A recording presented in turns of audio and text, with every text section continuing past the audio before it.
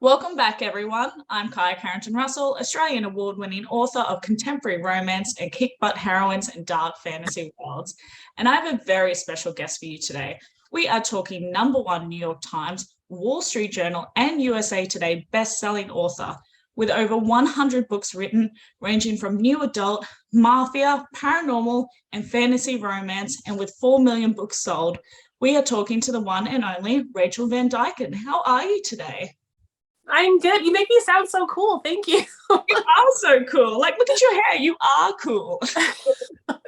It's the hair every time. Every time. Thank you. I know. I can't get over it. It's like, it's so spot on. I love it. So I've stalked you for a little while now. Disclaimer. Oh, good. I watched you a couple of years ago on RAM when you were giving presentations, and I was really inspired by it. You have a lot of knowledge in the industry. So I'm really excited to get into this interview with you. So I'm going to pick your brain about everything. Okay. I'm ready for it. I'm here for it. Well, then take me back to the start of your journey. What did that look like, writing and publishing for you? I think it looked like a lot like other people during that time where Amazon just like exploded, right? And it was before before anything. Indie authors were publishing a ton, and I was like, I can do this, which is dumb. When like looking back, I'm like, what were you thinking? Like, you're like, oh, I can write a book, and I did horribly. Like, my books were not great. And so yeah, it was my own therapy, and it still is. Like, writing is definitely therapy for me. And so I just started writing, and I submitted to an indie publishing house, and then self-published, and then things just took off. Like, it was back when everyone was publishing and doing great, and so it's kind of different now. And I feel like it's kind of like done this like weird wave, like it just does this like constantly.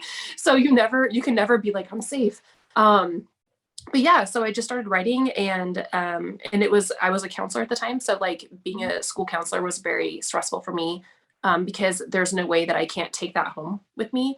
And so my writing was like my escape. And so that's kind of how everything started. And then I just quit my job and started writing full time. What year was that when you first started publishing? 2011, I think. Amazing. So we've been doing this now for 12 years. Congratulations. Yeah. Thank you. I'm like, it's been a while. Like, I feel very old now. Like, whenever I see like new people that are like, I've been writing for 2 years, I'm like, bro, I feel very old. No, as you said, it is a form of therapy for you. So I imagine having that day job as a counselor would have been very intense, and it would have been really difficult to unpack some of that. And we've had conversations on here before how a lot of people, without realizing it, start their writing journey because they're able to express whatever's happening internally in a fantasy world or whatever it may be. And then they learn a lot about themselves during writing processes through other characters. Have you found that for yourself as well?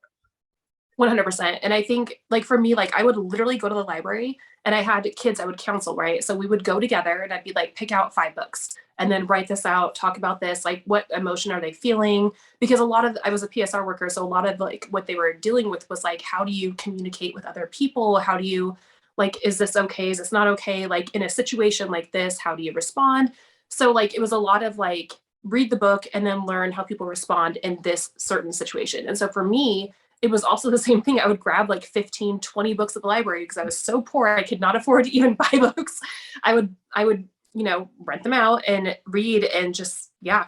And for me, like it was total therapy because it gave me an escape that I needed, especially because of what I was dealing with like other like clients and stuff, and constant, like I was working 3 jobs and stuff. So yeah, like I don't know, like whenever people say that writing is like a job, it almost bothers me because I feel like writing is like a privilege. Like it's amazing. Like it is, to me, I'm so excited to get up in the morning and actually like go into like this other world. It's important that you use it as like a way to not just like escape into something, but also as a way to like help others escape too. And for me, it's always been like that. When did you start noticing momentum in your career? Was it very early on, as in gaining readers and traction? And then how long was it until you were able to leave that job? Quite honestly, I had published 1 book with an indie publisher, and it did okay. And I didn't really know what okay even meant. My publisher was like, oh, it did great. And I'm like, okay, I don't know what that means. But because I didn't know anything. Like I always laugh now when authors are like, asking questions about stuff. I'm like, I Googled everything because I had no idea. I had no idea like what I was doing. And at that time I had written one book, and then I wrote another one, and then I had a Regency book that I published. And I remember waking up to it being like on a bestseller list. And my publisher was like, you literally sold 5,000 copies in the last 2 hours. And I'm like, what? And it was like crazy. I'm like, oh, that's crazy. And so like the next day I was like, okay, like I want to do this full time. And my husband at the time, that sounds bad. My husband, who is still my husband, by the way, he knew that I was really stressed out about the job that I was doing. I was getting my master's degree in business. I was doing a lot of different things. I was just very stressed out. And he was like, you need to do this full time. And I was like, yeah, but like, we don't have any money. Like, how are we going to do this? And he was like, let's do $50 on like a Facebook ad, and we'll like do this. And this was like back in 2012. And I was like, okay. So we'll do like a Facebook ad. It was like a big deal for me. And then after that, like things just kind of took off from that one $50 Facebook ad. And after that, like he was like, you need to quit and just do this full time. And at the time I was making like less than like 20 grand a year. We literally were so poor that like buying groceries was like hard. And I was like, okay, well, we're going to take a chance and we're going to do this. And literally within the next year, like I just full time just started just like pumping out books, and it became successful. And I think part of that was because the industry at that time was really blowing up. And so like I was very lucky at that time. It's different now, but yeah, that's really how it all started. And I just was like, okay, I'm going to quit my stressful job and do this. And that's all I did. I would write probably 10 to 15,000 words a day. And that's what I did. I know a lot of people in similar situations, such as you were in that situation, where they weren't in a financial position necessarily where they could take a risk or really go, okay, let's give it a year. I can do this, because you self-doubt a lot and your confidence wavers. So what were some of the conversations that you had with yourself to say, I can do this and I'm going to do this? You know, I doubted myself every day. I had horrible reviews. I had people that said they'd rather like drink rather drink poison than read my books. Like I had a lot of like really not okay things said about me. But I just kept going. And I think the biggest thing is if there's just one person out there that their life has changed because of the words that you write, then it's worth it. And for me, I was like, okay, a day at a time. And I think that's how you have to look at it as an author. Like it's a day at a time, and your words are given to you. I truly believe that they're like given to you by God, and that you need to tell those stories. And so for me, it wasn't necessarily like, how am I going to do this? It was like, how can I not do this? Do you know what I mean? Like, it was definitely for me, like, I can't not do this. So I'm going to try it and see what happens. And if it doesn't work out, then I'm going to go work at McDonald's, or I'm going to go do this, or I'm going to fight for it. And to this day, I still have that same mindset of whatever I have to do to hustle to get my books out there, I will do. And it's fine, you know? As you said, the publishing industry. So I started publishing in 2014, so a couple of years off from you. But as we were discussing before, it's changed so much over the last few years. And it's just, I want to say it's a little bit more saturated at the moment. There's a lot more involved from what was happening, you know, in the early 2010s. Wow, that sounds like really aged. But we're so old. I know, I was like, ooh, I had to swallow that one. Right. What was happening then to now, there's so much more we have to manage. You know, there's so much emphasis on social media and running it like a business. And not to say that people weren't before, but there's just so much to do. So what are the things that you've put in place to now manage that expectation so you can focus majority of your time on writing? You know, I honestly have amazing people that do all that for me. My biggest thing when I started writing was I don't want people to be thinking that they're talking to me, but they're talking to someone else. You know what I mean? So for me, I was like, no matter what, and this is true, it's been true for like the last decade, you will always, if you email me, I respond. If you message me, I respond. Like there is no person in the middle. Because to me, like that's really important. Like it's really important for me. It's important for the reader. I don't ever want it to be to where it is a business, because to me, then I've lost the love of what I've been doing for the last 10 years. You know what I mean? So I see that it has changed, and I do have people in place that that help me out a ton. But for the most part, like, it's always going to be me, because I think that that's authentic, and I don't ever want anyone to read a book and be like, oh, she's using AI, or she's like lost herself, or she's not doing like what she used to do anymore. I want it all to be authentic. And so for me, that's been like my biggest thing, is be authentic as much as possible. Make sure that you're constantly, like, even now, like in an interview, like, it's me. It's not going to be like an assistant or anyone else, or I'm not going to hire a ghostwriter to write my books. Like, everything is very personal to me, which also makes it very hard when you do get like bad reviews, or you get like people that are like, oh, but yeah, I just think like the industry has changed a lot, but for me, I want to stay the same way I was back then. Yeah. Like, I want to stay the same way.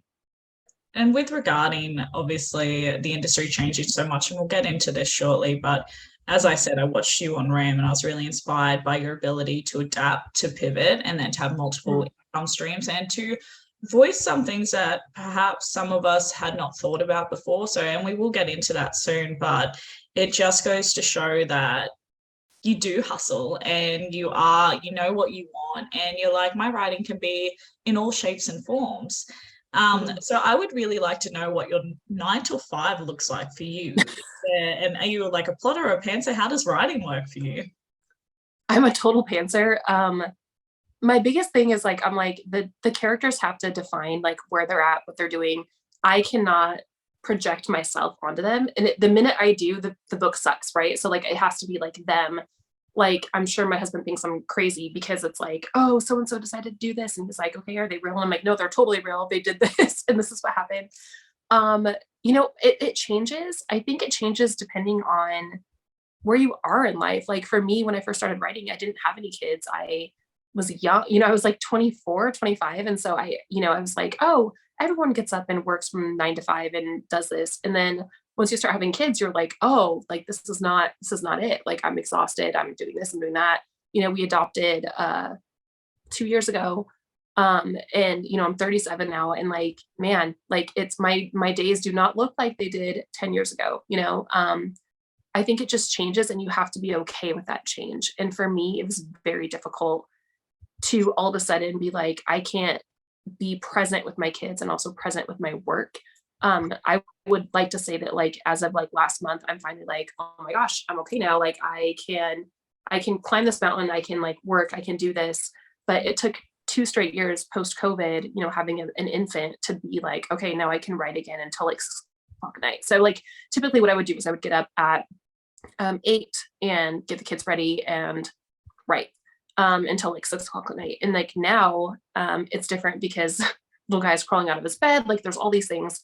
And so now I get up at 5 and I work out. And when I come home, I do like my devotions, and like, I pray, and then I meditate, and then I do like all of my things that I need to do for the day.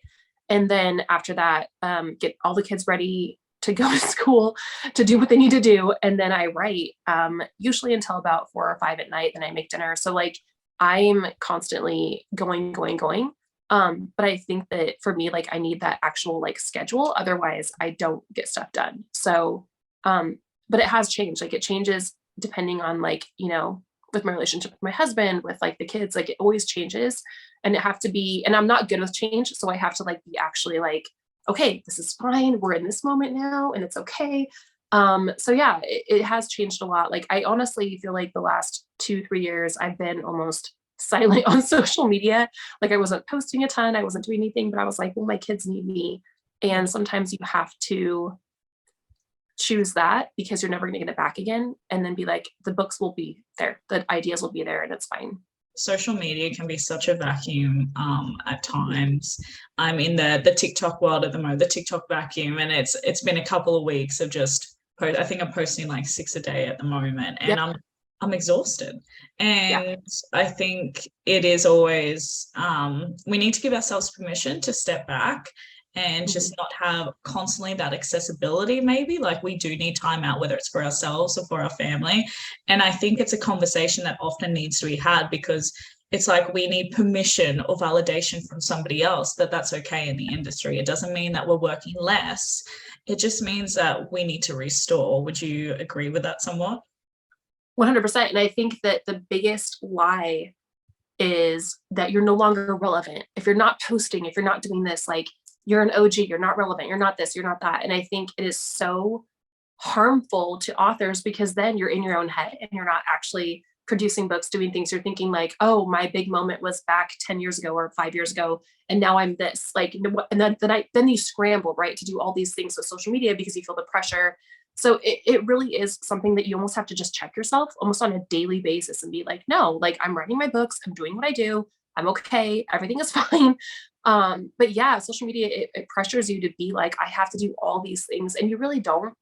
You really don't. Like, you just need to get your words out there and get it done. But I think right now, especially with newer authors, I've like really noticed that like it's like you have to stay like relevant. And I'm like, you don't, but you don't, because you're always going to be relevant. You're always going to be writing the same books. You're fine. But there's like this panic, right? If I'm not on the top 100, if I'm not this, if I'm not that, like I've lost. And that's not how it works. Like there's so many authors out there right now that I remember like 8 years ago were killing it and now they're not. And then all of a sudden they kill it again. Like you just, it's definitely, I would say like it's a marathon, not a sprint. Like if you want to be in this industry, like you can't look at it as I'm going to do all these crazy things, be number one, and then I have to stay there, I stay on top. No.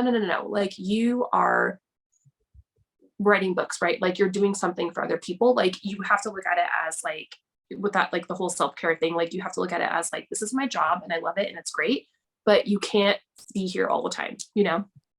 And I think it's interesting. One thing that I've noticed too, talking about like, say, time periods and the authors that started in whatever time it may be, I've noticed a lot of pressures on authors who have started, say, within 2 years ago during the COVID time, because now that we're out of that, lockdown situation, they're thinking my sales aren't the same. This is not, it kind of created a different kind of expectation for them. And so for those who have been in it 10 plus years, they're like, oh no, this is what it is. And then seeing how different authors react, and this is when you really learn to adapt and pivot. And I've noticed a lot of authors scramble, and I think TikTok especially has created that emphasis, like everyone's like, you need to be on this is, and it works great for some people.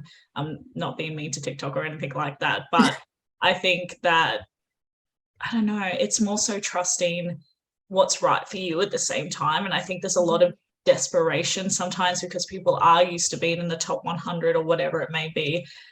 What would you say to those authors who are really down on themselves because they think that they're failing because they're not there? Because I'm sure you've had ups and downs in your career. So what conversations did you sort of amp yourself up and say, no, my time will come again?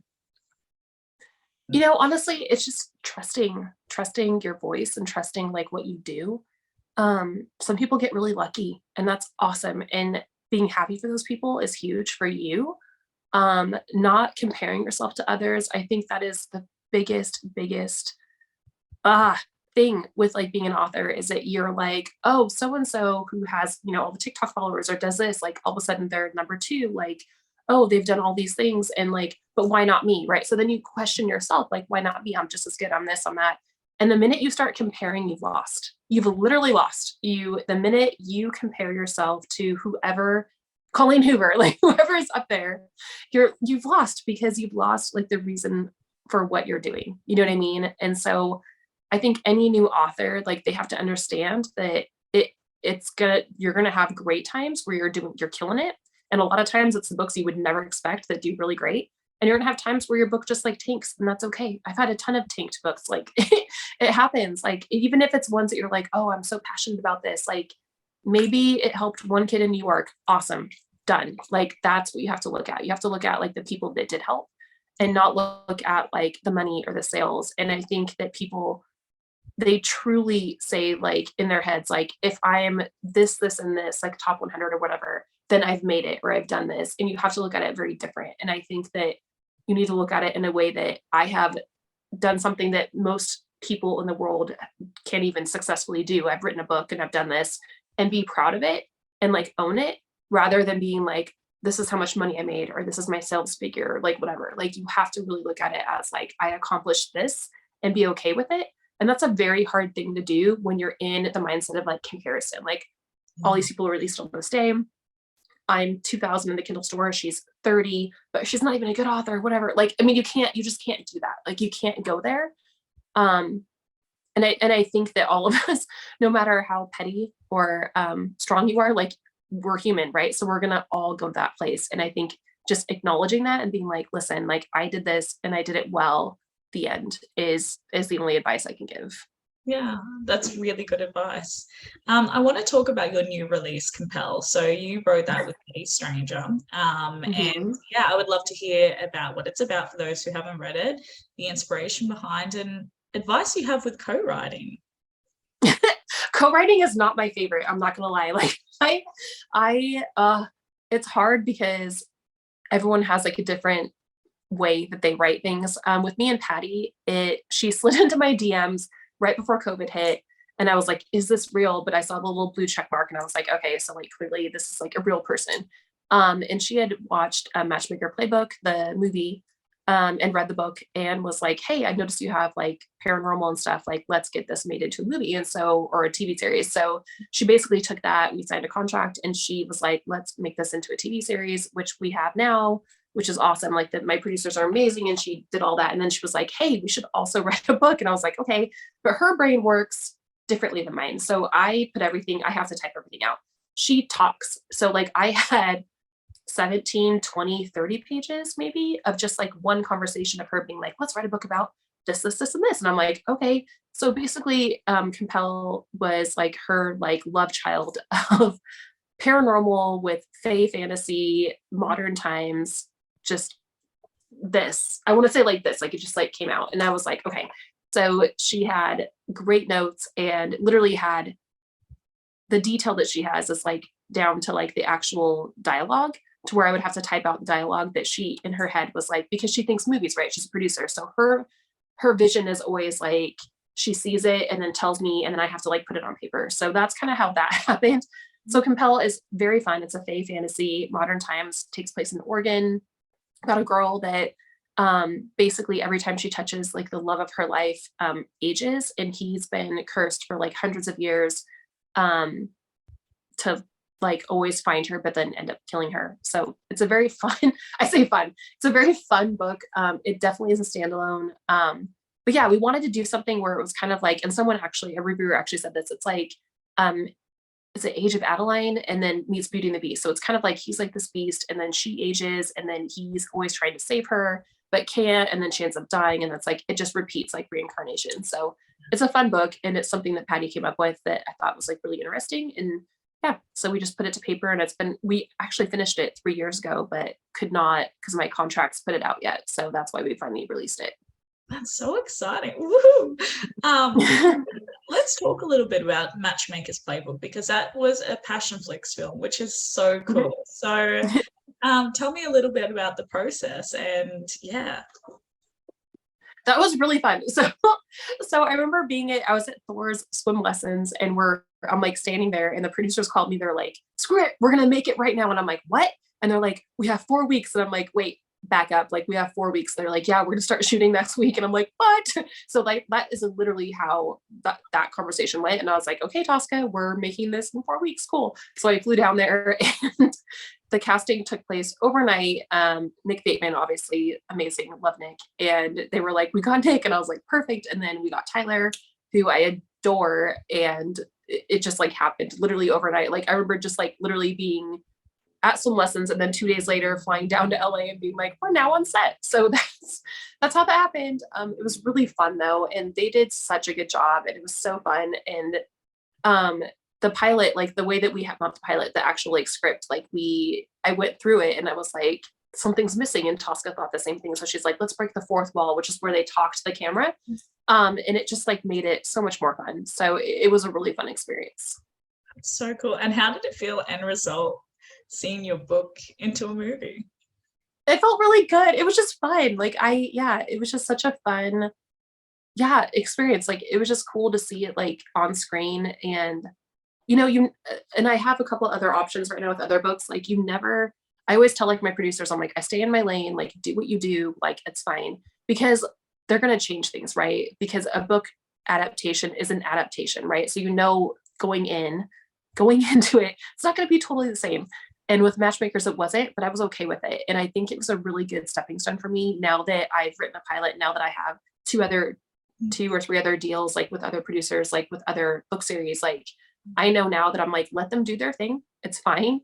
And I'm just going to sit here and like enjoy this moment and not, be crazy or a diva about it. So it was a really good learning experience for me. And I'm really happy that I had that before all of this. And that's one thing, as I said, I watched you on RAM, I think it was about 2 years ago. And I was so inspired because I was like, wow, this woman is like Wonder Woman, like Superwoman. What is happening right now? Because you were talking about having so many different avenues and income streams. And then you're talking about, pilots and some of these terms, not all of us are necessarily familiar with. And I was like, damn, this woman has her shit together. Like she knows what's happening. And so were those things that you just learnt along the way, or just meeting the right people at the right time, or Google did a lot of things, or getting lawyers in place? What is some advice for those stepping stones for some authors who are looking at film adaptation that you would offer? I think the biggest thing is, yes, Google, like look things up. My biggest thing is no one's going to hustle harder than you. So look things up. It's easy. Type it in, like figure it out. Like if you're sitting there having breakfast, you can be like, oh, what's this?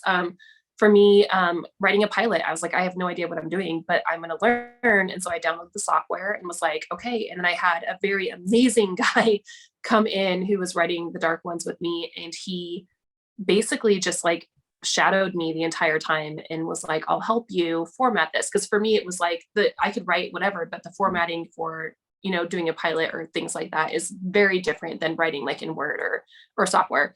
So him helping me was huge. And me just asking people that I knew, even people that were on Matchmakers, like the actors that were in there that actually do write pilots. I was like, hey, what does this mean? What is this? And they'd text back and be like, oh, try this or do this. And, just asking questions. I think the biggest thing is asking people and not being afraid to ask the question. Be like, okay, I know I'm dumb, but like explain this to me.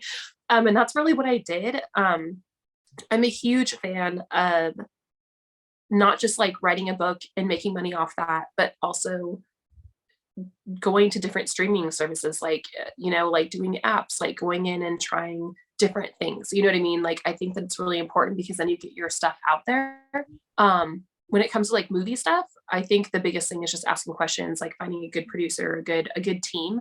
Asking all the questions. I've asked so many questions. I'm sure that my producers despise me at this point because I'm like, hey, by the way, I just literally texted one last night and I was like, I have a question.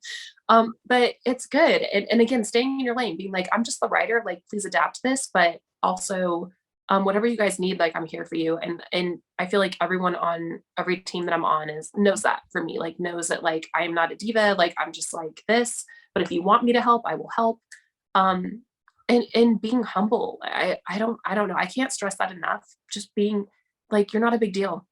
You're not. Like, I don't care how popular you think your books are, how famous you think you are, like, you're nothing. You're nothing. There's always someone else that's better than you, that's a better writer, like more popular, whatever. Like, just do you.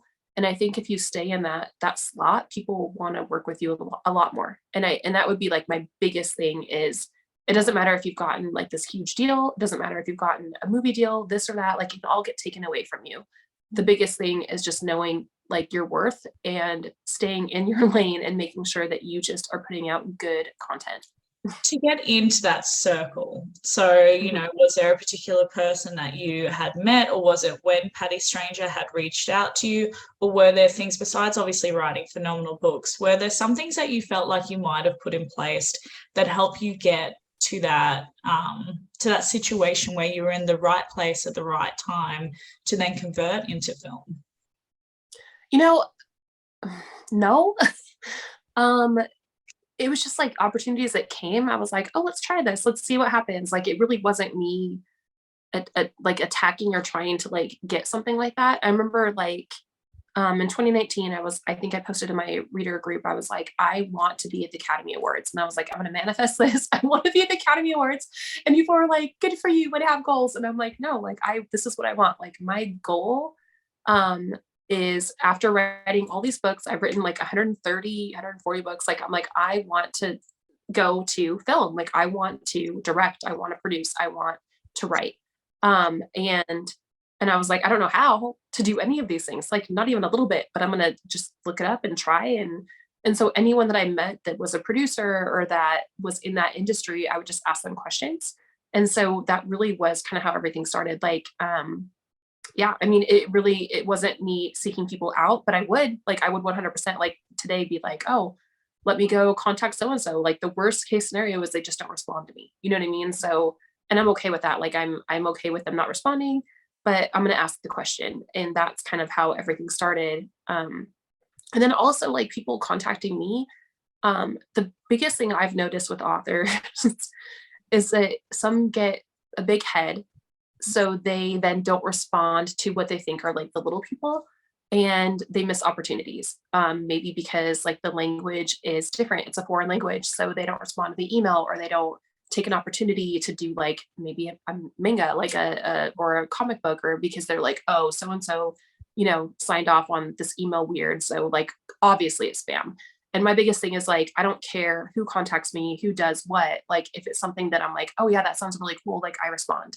And I think that is huge with new authors, because there are so many streaming services that need new content. There's so many apps that need new content. There's so many people overseas that need content. And I think that is the biggest thing, is always being humble and responding. If it doesn't work out, it doesn't work out. But if it does, like that's a really huge thing for you. So really just making sure that you are checking yourself every time. I love how still opportunistic,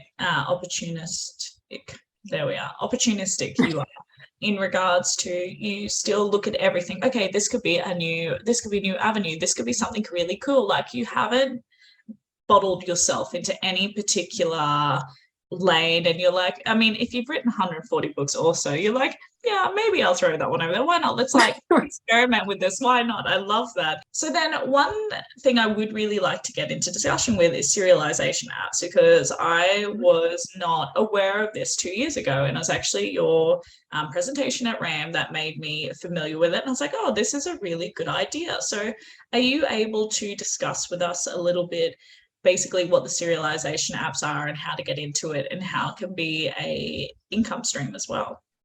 Yeah, 100%. Like, so there's iReader, there's Radish, there's probably, now that Galatea is great, like there's so many apps out there. And basically it's just a great way to use your backlist to make money. So like your backlist is obviously on like Amazon, Apple, like other places, you're pushing it, doing whatever you can. But these other serialized apps, like it always makes me laugh, because people are like, how do you make money off them? And I'm like, well, listen, like this person, for whatever reason, does not want to read on Amazon. Like, we don't know why, but like other countries, like I'm going to use Korea as an example. Like they read their authors that are like very famous, that like do really well. They don't publish actual traditional books. They actually publish just on apps. That's all they do. So they make their money off apps. In these apps, they will post like one book, standalone. It is say 100,000 words, and it gets pushed by this publisher, and they're making probably $300 to $400 a day off of this one book, because people have to unlock the different chapters, right? So imagine doing that with like 7 different apps with your backlist, with books you don't even have to like really like worry about. That's kind of how the apps are working right now. For us, like for me and for you, we're like, or we could go on Amazon, pay $4.99 and have the entire book, read it and be done.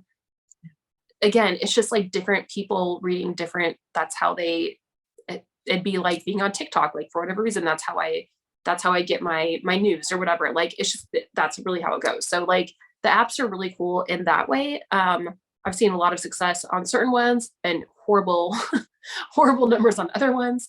But it's really cool. Like it's just a really great way for any author to expand and get a new readership. And the cool part about it is that if you're in these apps, then like maybe like half a year later, they've read through all your books, but they see a new release. They're like, oh, now I'm going to go to Amazon and I'm going to buy this book. And so you have new readers that way too.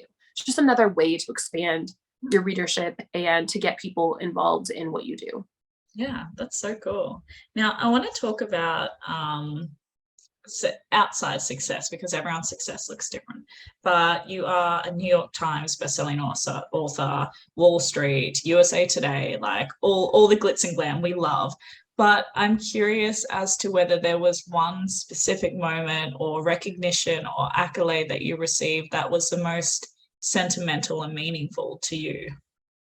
Honestly, I think it was, oh, man, probably hitting number 1 on Barnes& and Noble, which sounds pretty lame when you think about it. But, yeah, I remember, like, going to church and getting a text from a publisher, and they were like, "You're number 1 on Barnes& and Noble." I was like, "There's no way." And it was a Regency book, and I was really proud of it because I had written it, based off of, some girls I was counseling that were getting bullied by boys for not being, like, pretty enough, right? So, like, I had written The Ugly Duckling debutante. So that was, like, huge for me. I was like, "Oh, it's number 1, but this will help people." Like, in my brain, I was like, "This is, like, a big moment because, like, girls are gonna be reading this, and this is huge." And so for me, it wasn't about money, it wasn't about rank, it was all about the fact that, like, this information would be going out into the world, which is huge, and that these girls, maybe in middle school, high school, would be reading it and feel like they were heard. So that would probably be my number 1 moment. Did you at any point, because you write various genres, did you at any point consider going out on a pen name, or you decided to stick with Rachel Van Dyken? For what reason? So I didn't think anyone would read my books. So I literally was like, no one's gonna read this. Like my grandma, maybe my mom, like, yeah. And so I used my real name because I was like, no one cares. No one cares about you. Literally. And so yeah, so that's why it's my real name. Yeah, good times. I did not think that anything would take off. My goal was not to be a New York Times bestselling author. It was to get the words out and, be like my own therapist. So yeah, I do have another pen name that I do use sometimes, that isn't public knowledge, but, other than that, like it was all just a happy mistake, accident, I guess you could say, that just worked out well. Hmm. Well, I guess you're 140 books in, so there's no changing that now. Yeah, I can't change it now. Like we're done. Oh my gosh. With over 4 million books sold, which is so amazing, what would you say your greatest challenge and your greatest achievement has been so far in your career?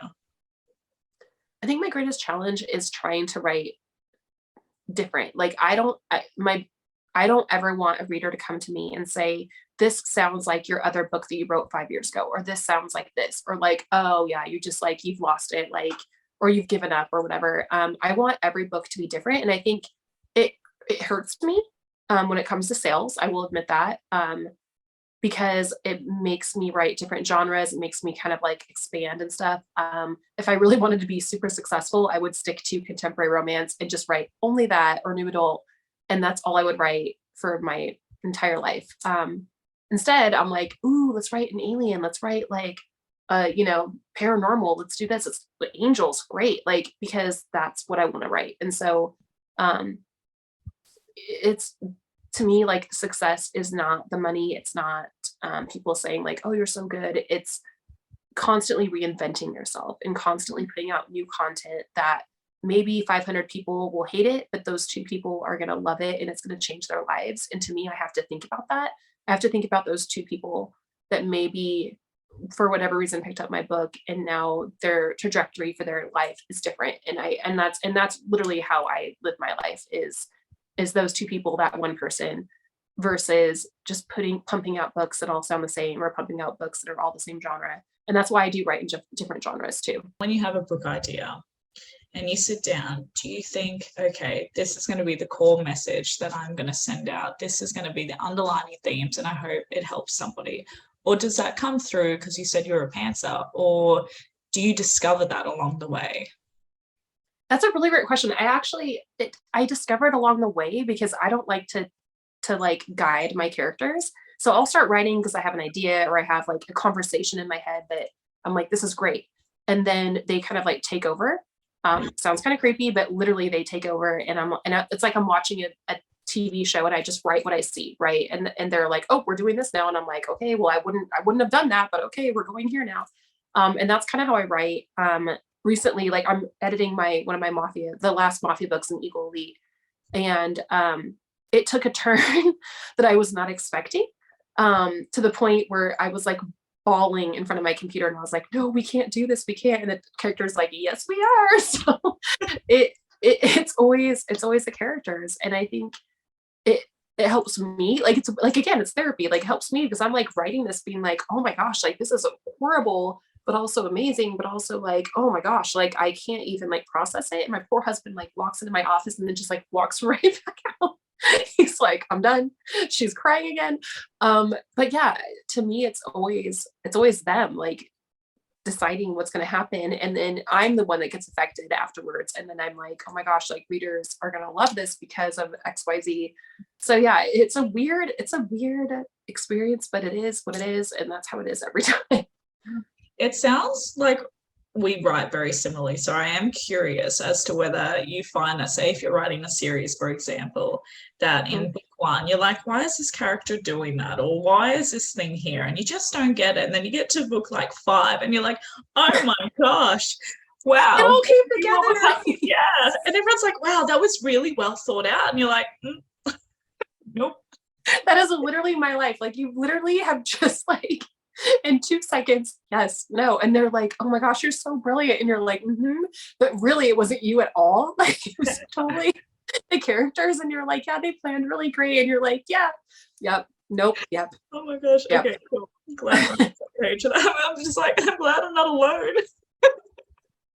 And you just like take it. You're like, yep, I'm so smart that I knew this 5 years ago when I wrote that book. And you're like, It's interesting though, because you, especially for new authors, it might be harder for them to process that.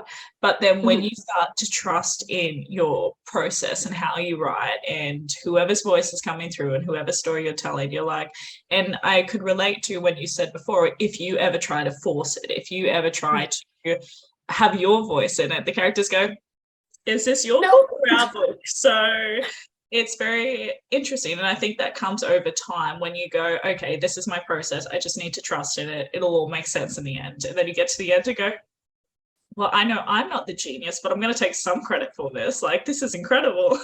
It's like you've blacked out and then you're like, whoa, what just happened? Yes. 100%. Oh, I love that. What is one of the most surprising things you've found in the industry after a decade? What surprised you the most? What surprises me the most is how people lie in the industry. People always say women supporting women, like, I'll be here for you, I'll do this. And quite honestly, even lately, I've just been like, man, like it's all a front, right? Like it really is. And I think I don't want to say I was surprised by it, but I was sad by it. And being in the industry as long as I have, like I can count on just one hand people that I'm actually close with. People just want, they take, and then that's it. Like, and once they think that they've made it or they've done something, like that's it. Like it's very shocking. And I don't know, like there are some really great people out there. And what's hard for me is that the ones that are truly amazing are the ones that you don't hear about. And that always bums me out. But yeah, I don't know. Like I'm a huge advocate of like women truly like supporting each other and being like, get it, be awesome, like whatever it takes, you know what I mean? And I think it's sad when you see the opposite. And I think I've kind of come to the point where like I've stepped back from social media, stepped back from things because I'm just like, I can't pretend anymore. Do you know what I mean? Like I can't pretend that this person is so great when I know XYZ, you know what I mean? So like, I think that's probably the most shocking thing about this industry is that it really is not, it's cutthroat. It's very cutthroat. That's really the best way to describe it. It's very cutthroat and people say they want you to succeed while at the same time being like, and I think that's really hard. They want you to succeed, but not more than me. Right. Exactly. Yes, exactly. Yes. But not more than me. Like you can do well, but don't do this because if you're this, then I'm here. Like that's not okay. Yeah. Yeah. And I think, and we have had similar conversations on here again, is that just finding the right people to surround yourself with, people who genuinely are interested in your journey. And as I say, what is it? The 5 people that you spend the most time with are a reflection of not only who you are, but also what you're going to produce. And I think it's so important. I have many, many acquaintances, but same thing on a handful. I can count my friends that I know that ride or die, I can be like, what do I do with this? And there will be no judgment. There will be no sort of poppy syndrome or anything like that. Is poppy syndrome a term used in America too? Or is that only Australian? Mm-hmm. Mm-hmm. Okay. No, yeah. I'm letting the slang slip out there. But it is an interesting industry. And unfortunately, I think at some point everyone falls into a relationship, and it can be in any industry as well, but they fall into a relationship that definitely burns them. And then, it just makes you maybe be a little bit more, what's the word I'm after? Cautious. You're cautious. But I think the hard part is I don't want to be cautious. I don't want to be that person that's like, I don't know, because I truly, truly in my soul want to like help people, and I want everyone to be happy. I'm a total people pleaser, but like you get burned, like you said, like you really do have to be cautious, like, and that sucks because, I'm like, I want her to like, man, if she is like in New York right now, killing it, and then she had 2 movie deals, like I will be dancing and like I want that, because your success means my success, right? That means that maybe there's a door open for me to do something too, which is awesome. So it just sucks because you do have to almost like be careful with people, So every time you have a release coming out, what are the 3 must-dos for you when in regards to marketing? Marketing, oh man. Obviously like ads and trying to get people to share stuff. I think the biggest thing right now is that people are still in the whole like, oh, if I do a blog tour, that's gonna be great. And then if I get all my author friends to share it, that's gonna be great. But I think right now with TikTok and stuff, the biggest thing is readers and bloggers being like, I organically found this book and it's amazing. And that's really what's pushing stuff. So for me, I've really tried to shift my focus from Facebook ads and from like, here, put this in your newsletter, put this, do this, to like actual organic sales. And that means sometimes that I'm not even doing ads anymore, which I haven't been doing, or I'm not asking people to share. It's more or less like me really investing with my bloggers and like people, like actual readers, and like communicating with them. Because I think that's the most important, because if my friend comes to me and says, I read the most amazing book, you should buy it, I'm going to buy it because I trust my friend. Right. And I think that has kind of gotten lost in social media and lost with like the reading community, is that you're like, okay, if I do this many blog tours, and if I do a release day blitz with so-and-so, and if I do this, like I'll be okay.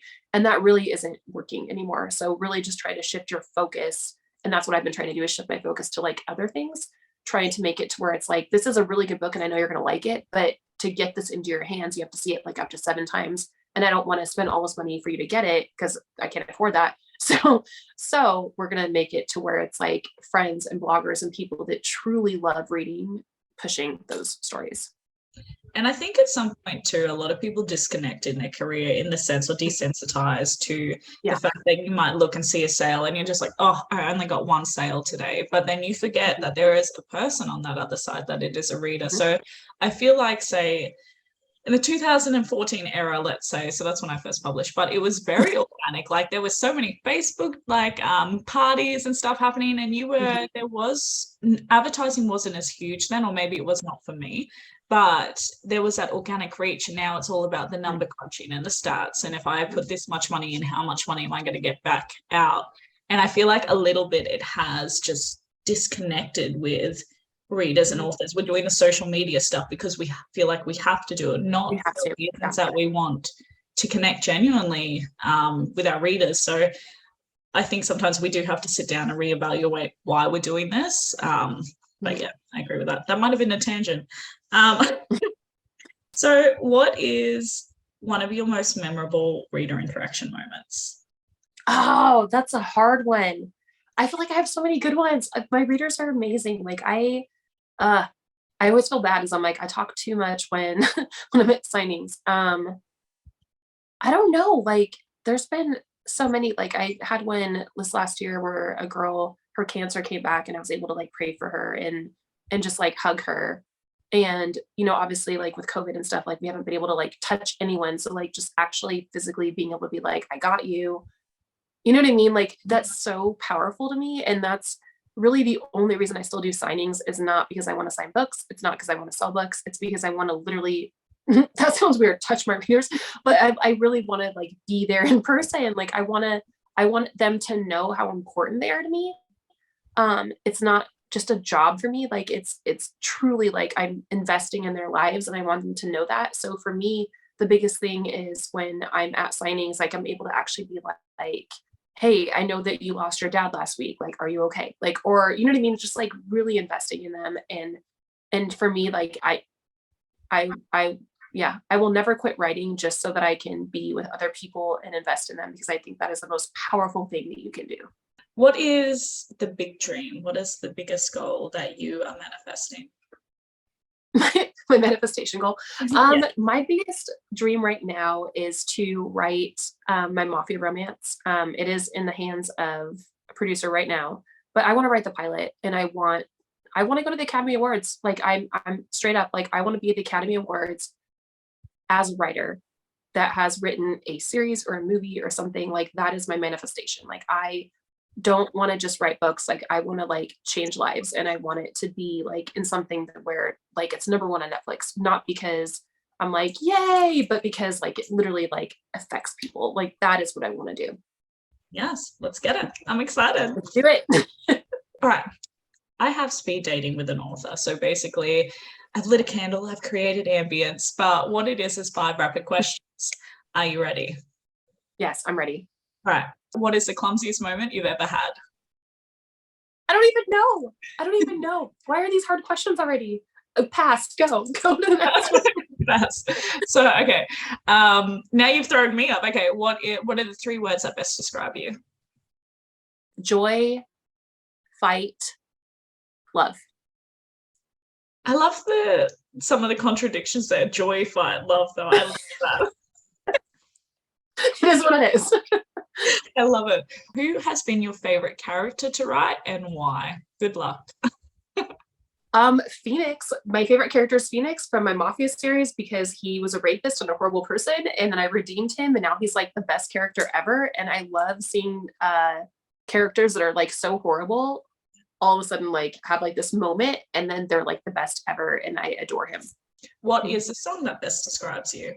I don't know the name. Like I'm like, oh no, I panicked. The song that best describes me. What's the one with the pearls? Like lay me down, like whatever that is. Like the pearl song, the country song. I can't think of the name of it, but that song. Because I wrote it when I was writing. I listened to it like on repeat when I was writing one of my Mafia books about like a girl dying.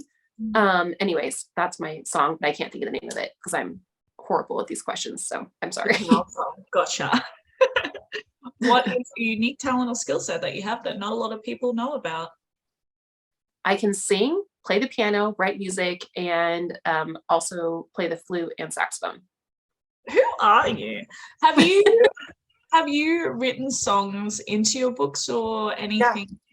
Wow. Every song that is in any of my like Seaside books, like any song you see is all original content, including like a Mafia. We had Breaker's Lullaby that released like 2 years ago with a friend that does music, and it's all my lyrics. It's all everything. So yeah. That's amazing. Wow. Who are you? I have had so much fun today. What do we need to be on the lookout for? Where do we find you? And yeah, what's next to come out? The final hard question. Yeah. So I have my final Mafia book, my OG Mafia books that I started back in like 2011. The final one is coming out next month. I'm on TikTok, Instagram, Twitter at RachVD. You can join my reader group on Facebook, Rachel's Rockin' Readers. And yeah, I have two books that have been optioned for TV. So we have my Korean one, my K-pop one that's going to be coming out soon, and the dark ones, which the people from Van Helsing on Netflix are producing and doing, which is awesome. That will also be out hopefully soon. So a lot of really fun stuff. And hopefully for me, in the next few months, I'll be doing more TV stuff and writing more, which would be awesome. I'm finally caught up, which is great. So a lot of new standalones coming out this next year, finally, after like 3 years of like trying to finish everything up, and yeah, just kind of doing all the things. So come follow me and hang out with me, and know that if you message me, it's going to be me responding back and hanging out. And this has been really fun. So thank you. Absolutely. I've had so much fun. I feel very inspired. And yeah, I can't wait for those movies and Netflix come out. They sound really, really cool. It'll be really fun. I'm fingers crossed, because even if you get optioned, like you never know. You never know. It's like the worst thing ever. You're like, we have contracts, we have all these things, and then it's like, so yeah. So hopefully everything goes according to plan. But I'm really excited, and I'm really proud of the producers that I have. Like, they're incredible. So I'm really excited about that part of it too. It'll be fun. We're putting nothing but good energy in it, so it's all Yeah. going to go forward. Good manifestation. Yes, 100%. Well, I have had so much fun, and who knows, maybe next year we'll get you back on. But for now, I'm gonna love you and leave you. Yay! And thank you, like seriously, thank you so much. You were so fun, and hopefully we get to talk soon. Yeah, likewise. All right, bye guys.